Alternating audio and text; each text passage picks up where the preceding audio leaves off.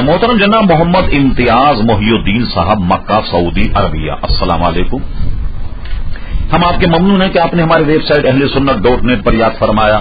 آپ کا سوال موصول اور جواب حاضر۔ آپ نے پوچھا کہ اہل حدیث کی ایک ویب سائٹ پر اردو میں کچھ تقاریر ہیں۔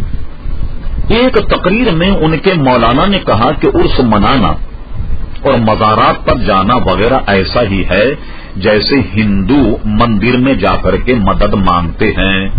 برائے کرم بتائیے کہاں ہندو کے مندر اور کہاں اللہ تبارک و تعالیٰ کے نیک بندے۔ قرآن مجید فرقان حمید کی اس آیت اور اس ویب سائٹ پر آپ یہ اس کو لکھیں۔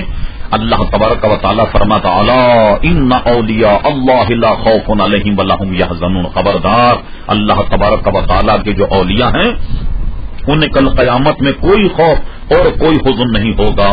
اور اس قسم کی بے شمار باتیں اولیاء کی فضیلت میں گویا موجود ہیں، اور گویا اللہ تبارک و تعالیٰ کے نیک بندوں کے بے شمار فضائل اور مناقب موجود ہیں۔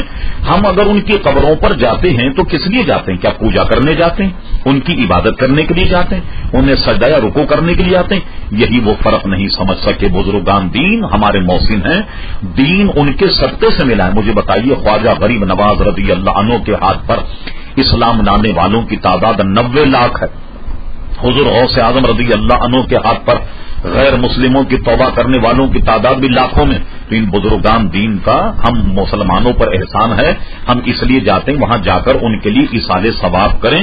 تو بہرحال ایصال ثواب کے لیے جانا تو عام قبرستان میں بھی جائز، حضور بھی تشریف لے جایا کرتے۔ تو بزرگان دین کے مزار پر حاضری دینا ہمارے لیے عین سعادت ہے، اور اسے ہندو کے گویا مذہب سے اور مندر سے اس کو تعبیر کرنا یہ بزرگان دین کی توہین ہے، اور یہ توحید کا تقاضا بھی نہیں ہے کہ اس سے توحید ان کی مضبوط ہوتی ہے۔ یہ ہرگز ایسا نہیں، بلکہ بزرگان دین کے ظاہر ہے کہ گستاخ ہیں اور عموماً اس قسم کی باتیں کیا کرتے ہیں۔ اللہ تعالیٰ ان کے شر سے آپ کو میں